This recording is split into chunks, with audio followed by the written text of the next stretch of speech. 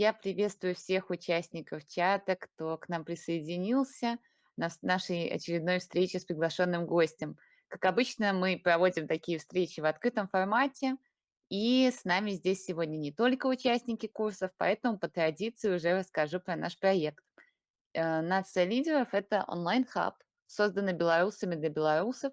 Мы запустили нашу платформу для того, чтобы дать возможность локальным лидерам Беларуси восполнить недостатки своих навыков и знаний, а также для того, чтобы создать сообщество единомышленников, внутри которого участники обмениваются идеями, находят новые контакты и создают совместные проекты. Учеба на платформе доступна, интересная. Ну, а самое главное в современной у нас ситуации то, что учеба у нас безопасная, потому что можно учиться абсолютно анонимно. На сегодняшний день на платформе идет два курса. Это курс «Права гражданина Беларуси» и курс «Ступени преодоления выгорания, восстановления ресурса». Сейчас находятся в разработке и скоро появятся на сайте также такие курсы, как «Антипропаганда», учимся работать с фактами, разоблачать мифы, «Искусство самоорганизации», общественные кампании, лидер перемен и политика для начинающих. 24 августа начинается четвертый поток практического курса «Права гражданина Беларуси» в 4 сферах– здравоохранение, ЖКХ, экология, образование. Курс помогает научиться защищать свои права, ну, как минимум, в современных условиях, в бытовых вопросах. Да? На примерах из жизни мы изучаем алгоритмы действий в различных ситуациях. Если вам интересно, можно записаться через сайт Нации лидеров на такой курс. Ну и помимо основных курсов мы также проводим встречи с приглашенными экспертами, и сегодня вы присутствуете как раз на такой встрече. На прошлых голосовых чатах мы общались с Павлом Мусовым, с Митей Савеловым, директором Change.org, и психологом, автором курса «Ступени». А если вы не смогли послушать предыдущие встречи, то все аудиозаписи и подробный конспект есть на нашей платформе, а также на YouTube-канале «Нации лидеров». Конспекты также размещаются в телеграм-канале «Нации лидеров». Советую всем подписаться, если вы еще этого не сделали. Чтобы послушать записи встреч пользователям нашей платформы, нужно в списке курсов выбрать курс «Гости нации лидеров» и зарегистрироваться. Ну, а сегодняшний наш гость– это один из главных героев белорусских протестов 2020, член Президиума Координационного совета и лидер Белорусского объединения рабочих Сергей Долевский. Ровно год назад Сергей возглавил стачком МТЗ и вместе с 5000 бастующими рабочими вышел на марш в Минске. Сегодня мы поговорим о том, как Сергей попал в стачком, чем занимается сейчас и о планах Бора. И постараемся также ответить на самый главный вопрос. Будет ли стачка и что для этого нужно сделать? Во время встречи пишите свои вопросы в чат. Мы постараемся ответить по ходу разговора, либо в конце, если не сможем как-то вместить ваш вопрос в сам разговор. Ну и так, Сергей, большое спасибо, что смог к нам присоединиться. Привет. Да, добрый день всем, ребят. Очень рад вас видеть здесь, наблюдать. Вот. Надеюсь, то, что мы сегодня поговорим, будет для вас полезным. Вот. Единственное, что хотелось бы, наверное, сказать, что я не чувствую себя главным героем, там, одним из главных героев протестов в Беларуси, потому что герой в каждом. Герой– это те люди, которые нас окружали во время этих протестов. Да, это так и есть. Белорусы, в принципе, герои. Ну и мы еще это, я думаю, не раз увидим в будущем. Сергей, мой первый вопрос будет такой вообще. Давай поговорим о прошлом. Как ты дошел до жизни-то такой? Как так получилось, что ты возглавил стачком МТЗ, вошел в состав Координационного совета? Расскажи немного о себе. Да, на самом деле вошел с тачком Минского тракторного завода, наверное, потому что устал молчать, устал терпеть. Вот. Кто-то где-то в какой-то момент, когда у нас началось вот первые дни забастовок, когда пришло к нам руководство, когда мы вызвали руководство к себе на ковер, можно так сказать, а кто-то стушевался, не нашел, наверное, нужных слов, которые вот витали в воздухе тогда, да. Я просто выступил в роли такого ретранслятора мнений и воли народа, который работал на тракторном заводе. Вот. Так и вошел в стачком. Все очень просто. А как вот вообще ты попал в сам стачком, да? Вот, что этому предшествовало? Предшествовали этому, то есть с первый день остановки работы предприятия наше. Вот. И мы передали руководству наши требования, с которыми мы начали забастовку. То есть они как были, так и остаются неизменными по сегодняшний день. То есть освобождение политзаключенных, признание Лукашенко нелегитимным президентом в Республике Беларусь, назначение новых честных выборов. Вот. И руководитель нашего предприятия, и ныне, который руководит Минским тракторным заводом, Вов, который, он предложил нам собраться завтра, максимально оттягивал этот момент. Мы тогда еще были, можно так сказать, в забастовочных делах не подкованные, где-то наивные, доверчивые. Мы соглашались вот на эти вот переносы наших встреч. И мы договорились встретиться с ним на завтра с утра. Но то, наверное, чего боялся и не ожидал руководитель наш, что на завтра пришло в раз 10 больше человек, чем в первый день. Вот. И вот, собственно, на этой вот площадке перед проходной тракторного завода, собственно, у нас и сформировался стачком. Стачечный комитет, то есть это были как минимум по одному человеку там по возможности из каждого цеха, и у нас вот образовалось 23 человека с тачком, стачечный комитет Минского тракторного завода. И может быть за то, что я все-таки не стеснялся там где-то вернуть какое-то крепкое словцо, да, а не стеснялся поставить вопрос ребром, высказать все, что думаю, и руководству, впоследствии там и премьер-министру Республики Беларусь. То есть был так назначен мнением большинства вот главой стачкома Минского трактора. А как потом, ты прошел путь вот в коалиционный совет? Как ты туда попал? А в Координационный совет все было очень просто. Мы когда начали забастовки, я начал выводить людей в город, то есть мы выходили там к Дому правительства, потом у нас была целая такая масштабная акция, наверное, ну, которая самая известная в Минске вот за забастовочное время осени, да, конца лета, начала осени, когда мы маршем прошлись, собрали все заводы, которые вот мимо проходили, люди к нам присоединялись.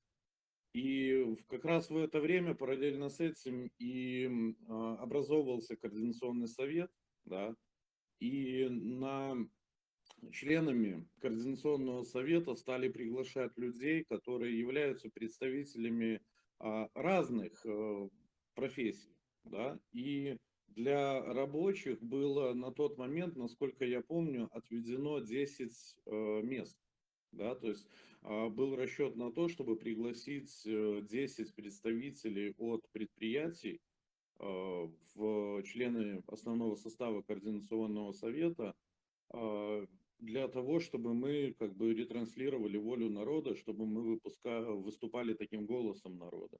Вот. Но я не знаю, по каким причинам, по стечению каких обстоятельств так получилось, что от рабочего класса, можно сказать, то есть интересы в Координационном совете представлял только вот я.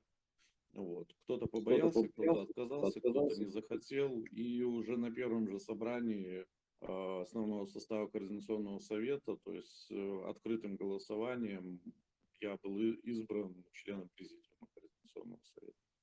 Таки нас в чате просят немножко ближе к микрофону, потому что чуть-чуть хуже слышно, а, видимо. Да, Можешь конечно. попробовать? Мгм. Скажите, вот, скажи что-нибудь, сейчас проверим, лучше ли слышно. Сергей, а как сейчас, обстоят дела со стачкомом? Он существует, и что вообще происходит со стачкомом ТЗ сегодня? Ну, смотрите, если быть честным и до конца объективным, да, то как формирование стачечный комитет Минского тракторного завода на сегодняшний день, можно сказать, не существует. По той простой причине, что на момент событий вот конца лета, начала осени 2020 года мы не успели ни зарегистрироваться, ни заявить о себе как о стачечном комитете, то есть не было подписано ни одного там акта, то есть нас всех пересадили в тот момент, да, ну, большинство. Вот, и стачечный комитет, по большему своему счету, он перерос в такое формирование актива Минского тракторного завода. То есть у нас, если так разобраться формально, то у нас представители стачечного комитета стали просто активом Минского тракторного завода, и мы до сих пор, то есть, продолжаем нашу деятельность на территории предприятия. Но сейчас ты уже, я так понимаю, большую часть своего времени посвящаешь, Белорусскому объединению рабочих. А расскажи, пожалуйста, чем оно занимается? Что это такое? Белорусское объединение рабочих, суть организации, собственно, в названии. Это объединение рабочих. И в том числе своим Минским тракторным заводом, членами которого, который является членом Белорусского объединения рабочих, а, занимаемся активной деятельностью на территориях предприятий, то есть это информирование населения с нашими теми же тремя требованиями, да, то есть разработкой, там, вбросом каких-то агитационных материалов. А, Можно сказать так, ну, потому что оно так и есть объективно, что пропаганда и забастовки, в том числе как достижение наших требований, да, формированием юридической образованности рабочих, вот, помощью релокантам, которые были вынуждены уехать из территории Республики Беларусь, оказание таким людям юридической, там, финансовой, материальной помощи за пределами Республики Беларусь. В общем, ну, это прямо целая отдельная такая, эм, может получиться диалог не на один час, чтобы рассказать, вот, чем мы занимаемся и чем планируем заниматься и как развиваться в будущем. А для того, чтобы получать от вас какую-то поддержку, надо ли, состоять, вот быть членом Белорусского объединения рабочих? Или, как к вам попадают? Нет, вы знаете, по своему уставу, по своим статутам и укладам, это больше такое организация, как фонд. Вот. И чтобы к нам обратиться за помощью, чтобы мы начали помогать, не обязательно быть членом Белорусского объединения рабочих. Вот. К нам просто нужно обратиться, написать там в наш чат-бот, написать в бот телеграм-канала Белорусского объединения рабочих. Сейчас у нас в доработке уже окончательно в тестовом режиме проверяется сайт Белорусского объединения рабочих, где будут прямые линии, прямые контакты с нашими специалистами, которые смогут ответить на любой вопрос, дать какую-то необходимую консультацию и оказать какую-то помощь. Ну, то есть вы, по сути, занимаетесь тем, чем должны были бы заниматься независимые профсоюзы, да? Э, По сути, да. То есть у нас за основу нашей работы приняты именно международные нормы и стандарты именно профсоюзных организаций. То есть, по сути, Белорусское объединение рабочих – это такой прототип, можно так сказать, профсоюзов Беларуси. То есть мы пытаемся создать действительно независимый свободный профсоюз. И вот, как раз-таки, ты упоминал, что вы занимаетесь образованием рабочих, и у нас есть вопрос из чата. Насколько важно рабочим знание их гражданских прав для протестной деятельности? Скажу честно, это очень такой интересный вопрос, в том числе и касающийся меня. Потому что я такой же рабочий, как и там 15 тысяч человек, которые трудятся на Минском тракторе. Да? И по большому счету я своих прав-то по сути не знал вот до того момента, пока не начал действительно этим интересоваться. И очень хорошо, что на самом деле такая тенденция прослеживается на сегодняшний момент и, в принципе, у всех работников Беларуси. Вот, люди начали просыпаться и начали действительно осознавать, что они не знают своих прав, и у них огромная в этом потребность. Вот, так что это действительно очень, очень важные моменты, очень важно знать свои права, знать свои обязанности, знать и ориентироваться в каких-то нормативных, правовых, юридических актах и положениях. То есть это очень важно для именно комфортных условий труда и жизни. Ну, смотри, на сегодняшний день существует 2 организации, занимающиеся рабочими, да. Это вы, Белорусское объединение рабочих, и Рабочий рух. Ну, если мы говорим о независимых абсолютно организациях. И в чем, собственно, ваша разница? Почему вот, нужно 2 организации? Разница, честно сказать, цели у нас едины, наверное, как и у всех. Как и у любой другой организации, которая занимается деятельностью, направленную на перемены в Республике Беларусь, будь то рабочие организации, там, организации айтишников, художников и так далее. Цель у нас одна, у нас может быть немножко разные средства, которыми мы достигаем этих целей. У нас может быть какая-то политика, вот, ну, именно нашей работы может немножко отличаться. Но в общем и целом, что мы, что рабочий рух, мы занимаемся, работаем над одной поставленной целью. Как и, к слову скажу, не один десяток, наверное, первичных профсоюзных организаций в Республике Беларусь, которые также ребята, которые активисты, которые пытались организовать первичные профсоюзные первички на своих предприятиях. Пусть они сейчас не зарегистрированы, пусть нелегально, но ребята стараются, пытаются работать в профсоюзном поле. Вот. То есть я хочу сделать упор на то, что у нас на самом деле не должно быть ни одна, ни две организации. Все-таки мы стремимся к демократическому какому-то строю, к демократическому уставу. И не должно быть монополии в принципе на такие дела. То есть даже профсоюзные организации, мы по моментам даже нашей истории за 26 лет, мы должны понимать, что, к примеру, есть ФПБ, Федерация профсоюзов Беларуси.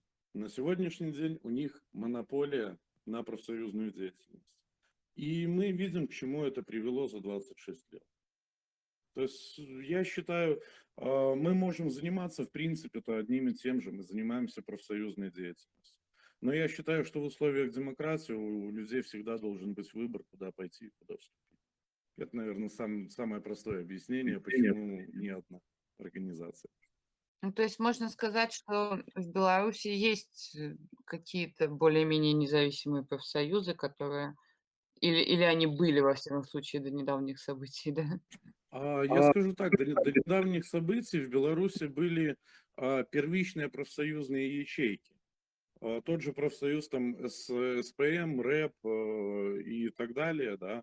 То есть это там 3 независимых профсоюза, которые заявляли, что они якобы независимые, да. Верхушка этих профсоюзов, что они независимые, я сказать не могу. Но вот первички, которые на базе их были организованы на территориях предприятий, это люди, это такой же актив, который выступал за перемены еще в августе 2020 года. Вот. То есть говорить о том, что руководство профсоюзных организаций, независимых в Беларуси, является независимым, я не могу. Но есть организации маленькие, которые первичные, структурные, там по 10, по 50 человек. О том, что они независимо работают от режима, я могу говорить со всей ответственностью. И у нас снова вопрос из чата. Как Бор помогает рабочим на заводах в стране? И сам ли Бор приходит к рабочим, или вы ждете, когда к вам придут? На самом деле мы через медиа, через средства массовой информации пытаемся донести до рабочих информацию, что мы существуем, к нам можно обратиться, что к нам может прийти любой желающий. Вот. Но пока мы совсем молодая маленькая организация, то есть это проблематично. В основном, то есть информация доносится через сарафанное радио, и будем честными, навязать какую-то свою помощь, знаете, как это, насильно мил не будешь. Навязать свою помощь мы не можем, но к любому человеку, который к нам обращается, то есть мы полностью открыты, то есть для диалога мы оказываем помощь и стараемся работать наиболее эффективно. Давай попробуем, наверное, представить себе такой усредненный портрет белорусского рабочего. Вот чего хочет заводчанин? Что ему нужно в этой жизни? И что должно случиться, чтобы заводчане пошли на забастовку? На самом деле заводчанин в Беларуси хочет того же, чего и хочет любой человек. Спокойно, тихо, мирно жить, иметь достойную зарплату, иметь достойное жилье и видеть будущее для своих детей. То есть это, наверное, самое главное. Причем это вот настолько простые вещи, что вот даже вот говорить о них как-то вроде бы смешно, что романтики, там, идеалисты и так далее. Но мы же видим в условиях, что происходит сейчас в Беларуси, да, что даже этих базовых принципов, которые должны быть априори, их нет. Вот. И для того, чтобы что-то изменилось, чтобы ситуация там в корне поменялась, это осознание должно прийти к каждому рабочему в первую очередь. То есть осознание того, что кроме тебя никто ничего не изменит. Ты сам можешь все, и ты способен на все. Но стоит только захотеть и начать действовать. Ну да, мы постепенно переходим к самому главному вопросу, в общем-то. Будет ли стачка и что нужно сделать для того, чтобы она состоялась? Может быть, мы так более подробно об этом поговорим, ам, с разных сторон посмотрим на стачку, то есть поговорим о том, что может сделать рабочий и чем можем помочь мы, люди, не работающие на заводах, но которые хотят тоже приблизить нашу победу, и что может сделать диаспора. Ну, на самом деле, то есть я даже не могу говорить, что я искренне верю, потому что это даже не вера, это стопроцентная убежденность, что стачка будет. Стачка однозначно будет, то есть даже сухие какие-то экономические цифры там от аналитиков, политологов говорят сами за себя. То есть все в один голос говорят, что стачка будет в любом случае. Главный вопрос, когда? То есть наша задача максимально ускорить этот процесс, чтобы забастовка общенациональная, как мы ее у нас уже принято называть, общенациональная забастовка, чтобы прошла. Тут ситуация в чем? Чем раньше она произойдет, тем меньше последствия потом будут для экономики нашей страны. Вот. И наша задача ускорить этот процесс, вести агитационную работу. Люди на местах, то есть те, которые у нас есть в активе на данный момент, то есть проводят агит-работу, там материалы там раздают агитационные, так? Вот. Чтобы она произошла быстрее, то есть на самом деле нам власти помогают очень сильно, как бы это смешно ни звучало. Своими действиями хунта делает все, чтобы максимально истощить бюджет нашей страны, чтобы максимально истощить каждый кошелек белоруса. А это в первую очередь приведет к забастовочному движению. Да? Вот. Второе, санкции, которые эффективность уже свою показывают. И вот это слово о вопросе, что чем могут помочь диаспоры. Диаспоры на сегодняшний день уже проделали огромнейшую просто работу, потому что я лично считаю, что на 80% заслуга в санкциях именно принадлежит диаспоре. Вот. И люди, которые не работающие на госпредприятиях, если у людей есть такая возможность, просто оказывать посильную помощь бастующим. Вот и все. Хорошо, я думаю, а вот в момент самой забастовки, понятно, посильную помощь бастующим могут оказать люди, а когда забастовки еще нет, м, как можно вот. Просто забастовка — это что-то, о чем мы говорим всегда, везде, когда мы говорим о протесте. Мы говорим о том, что забастовка на самом деле самый серьезный механизм, который может приблизить, перемены в Беларуси, да. Это один из самых, некровавых, да, механизмов, потому что, заводчане, по сути, это наша сила и то, чего больше всего боится власть, то, что у нас остановятся государственные предприятия. И это понимают, в общем-то, все. И все уже на протяжении года говорят о том, что, ну вот всегда это, а почему же они до сих пор не бастуют? Ну вот почему же они до сих пор не бастуют? И это надо понимать, что мы же белорусы, мы же не просто так говорим, что вот, а чё ж вы не бастуете, а надо бастовать. Мы же везде ищем способ а что я могу сделать, чтобы все-таки это произошло? И, может быть, мы как-то можем распространять информацию или что-то в этом духе. Вот, может, есть какие-то шаги предзабастовочные, которые мы можем сделать? Да, конечно, предзабастовочные шаги любой желающий человек может предпринять и сделать. И как ты, Стася, правильно выразилась, распространять ту же информацию. Давать уверенность, что человек не один и не одинок в этой проблеме. Потому что для каждого, ну практически для каждого работяги в Республике Беларусь, да, а, уйти в забастовку, это значит остаться без финансовых каких-то своих накоплений, финансовой подушки и так далее. В условиях жизни в Беларуси не один десяток лет, да, практически все работники на предприятиях имеют кредиты, то есть имеют какие-то задолженности и так далее. Да, и это очень большой такой серьезный страх. И наряду вот именно что будет, если я уйду в забастовку, а чем я буду платить кредиты, чем я буду кормить семью и так далее. Вот. Но превалирует даже не этот страх, а самый главный страх, что человек окажется один. То есть, а вдруг я выйду в забастовку, а никто не выйдет. И наша главная задача, можно сказать так, проинформировать население в Республике Беларусь. Очевидный факт, что Лукашенко ненавидят все. И это очевидный факт, который уже не требует подтверждения. Вот. И чем больше мы будем давать такой информации, что человек не одинок, что бастовать хотят реально все, что частный бизнес хочет помочь бастующим рабочим, вы только начните. Да, что с каждого предприятия там готовы выйти в забастовку там по 5-10 тысяч человек. То есть вот такие вещи, распространять такого рода информацию, это очень важно именно с психологической точки зрения для человека, который вот еще на данный момент как-то колеблется, который вроде бы и вышел бы в забастовку, но пока боится остаться один. Ну, мы еще помним, как была объявлена национальная забастовка 26 октября, когда в том числе в ней приняли участие многие частные бизнесы, мелкие, ну, после чего их закрыли, конечно, но вопрос не в этом.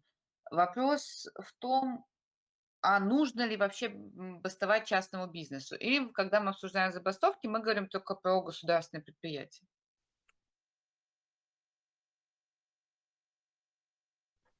Да, почему так получилось? 26 октября, когда было объявлено вот этот народный ультиматум, у людей еще было конкретно так свежо, очень свежо в памяти, когда их просто увольняли, сажали в тюрьмы и так далее. И при этом не было такой огромной а, просадки по экономике страны.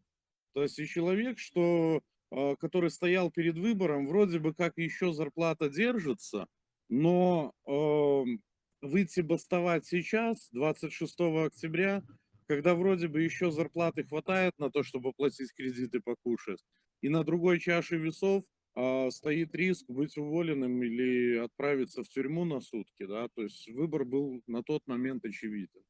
А сейчас все осознали, все поняли, что не изменится ничего. То есть хунта уже расслабилась, распоясалась настолько, что у них нет ни чести, ни достоинства, ни каких-то принципов права общепринятых, да. Они делают просто, что хотят. Из-за того, что они делают, что хотят, зарплаты падают, то есть торговать с белорусами никто не хочет, какие-то экономические отношения не приветствуются с Беларусью уже практически во всем мире, кроме таких же диктаторских режимов, да. Вот. И сейчас на данный момент просто нет другого выхода.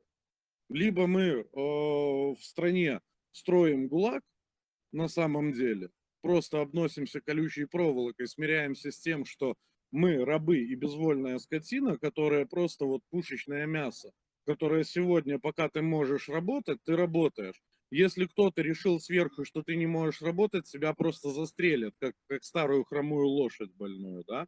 Вот. Либо мы сегодня сделаем себе там утрированно там еще хуже буквально на месяц, там, грубо говоря, подожмем пояс, потерпим, еще месяц, но все вместе, и потом начнем строить страну с нуля начинать, потому что, ну, сейчас она просто в упадническом состоянии, да, либо строим ГУЛАГ. То есть вот такую информацию нужно доносить, это самое главное, самое важное, я считаю. И все-таки возвращаясь к частному бизнесу, да, то есть есть ли разница? Ну, то есть да, лучше будет, если частный бизнес будет бастовать вместе с государственными предприятиями, или будет лучше, если в этот момент они будут работать и поддерживать бастующих на госпредприятиях? Как ты это видишь? В отношении частного бизнеса здесь ситуация еще проще получается. А, По той простой причине, что любой руководитель частного предприятия может объявить на время оговоренное, там, скажем, ну, я ненавижу эту фразу, но день X, который вот до которого люди договорятся, что вот с сегодняшнего дня мы не идем на работу, мы бастуем. Руководители частных предприятий могут без ущерба для своего бизнеса, да, просто отправить своих сотрудников в отпуск на тот же месяц. То есть просто переговорить со своими сотрудниками, нормально донести картину обстоятельно, донести ситуацию, что, ребята, если вы там хотели, не знаю, там в январе, в марте в отпуск сходить, да, ну давайте ради страны пойдем все вместе в отпуск, вот остановим просто вот наше а, предприятие, вот эту фирму, да, остановим на месяц и уйдем просто в отпуск. Вот. Частному бизнесу как бы за это, ну, ничего не будет по большому счету. И в то же время, то есть люди не будут испытывать, которые работают на частный бизнес, такой стрессовой финансовой нагрузки, как те же рабочие бастующие, и смогут в том числе и финансово помочь тем же бастующим рабочим, без ущерба для себя. То есть я это То есть вижу я это так. вижу. Окей. Ну что, поговорим, наверное, о будущем. Ну, давай себе представим, что вот забастовка произошла, и она привела нас к победе, и вот мы действительно празднуем перемены, правительство уходит в отставку. Что ты сделаешь в первый день и как ты видишь свою дальнейшую жизнь? В первый день я приеду домой. Это первое, что я сделаю, я обниму своих родителей и свою семью. Вот. А в дальнейшем, на самом деле, честно, я говорю это с полным оптимизмом. Я уверен, что так и будет, что мы победим. Но начнется самый сложный период для нас всех – восстановить нашу страну. И когда мы победим, я буду в первых рядах стоять там с чем надо, там за станком, с лопатой или еще с чем-то, да.